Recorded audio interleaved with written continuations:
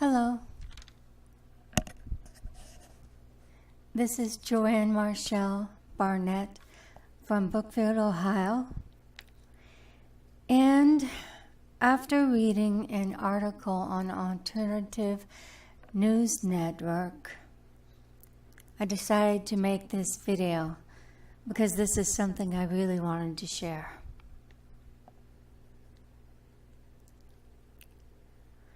The title of this article is Pastor Rapes Child, Church Forces Victim to Apologize to Rapist Wife. I know it's not going to be fun to hear. It certainly wasn't fun to read, but let's continue. After a pedophile youth pastor was caught raping a 12-year-old child, church officials forced the young girl to apologize to the rapist's jealous wife. Brian Mitchell of North Olmsted Church in Ohio chose to blame and shame his young victim after he was caught sexually abusing her, claiming that the young girl initiated the abuse, saying, "She came on to me." Mitchell, 31, will spend a decade in prison after he pleaded guilty to 4 counts of sexual battery. The pastor confessed to sexually abusing the girl, who was also a member of his church, on at least 2 separate occasions. His victim, who was too young to appear in court in person, wrote a letter to the court recounting her horrific experience at the hands of the demented youth pastor, saying,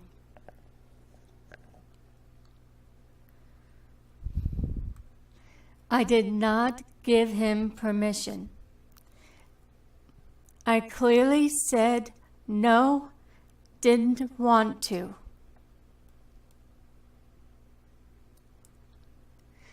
According to Pathos, while the story of a youth pastor raping a minor is nothing new, the details of this particular story of a youth pastor raping a child is more heinous than most. After the youth pastor was arrested for repeatedly raping the unnamed girl, officials at the Columbia Road Baptist Church blamed and shamed the young victim and forbid the family of the unnamed child from attending services until she apologized to the wife of youth pastor Brian Mitchell.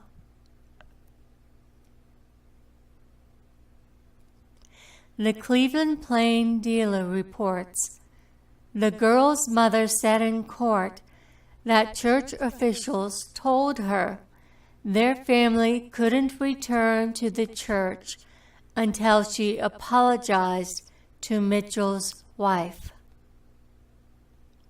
That's right. Church officials demanded that the young victim apologize to the youth pastor's wife for being raped by her husband. In a word, it is despicable.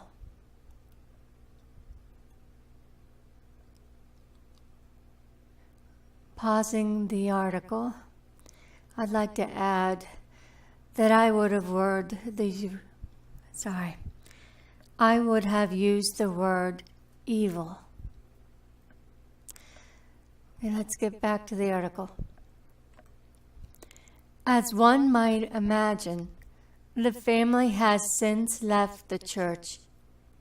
And while church members blamed and shamed the poor girl for being raped, they showed sympathy for the rapist.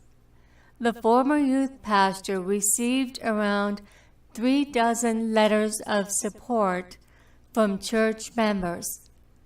After the news broke of the despicable behavior of church officials, in an attempt at damage control, officials at the Columbia Road Baptist Church made a post to their Facebook page reading in part, "The accusation that an apology was required from the victim or her family to return was a result of a serious misunderstanding and does not reflect what actually transpired." Yeah, right. However, the church's Facebook page has since been deleted. On the church website, the following cryptic message can be found. In regard to recent news stories featuring our church, Columbia Road Baptist Church has fully cooperated with the authorities and have nothing to add. Bottom line, the church is obviously a dangerous place for women and children. Any organization that would blame and shame a rape victim is morally bankrupt, deserving only scorn and contempt. That's the end of the article. I would like to add that these evil monsters are deserving, very deserving, of something else. A seat in hell.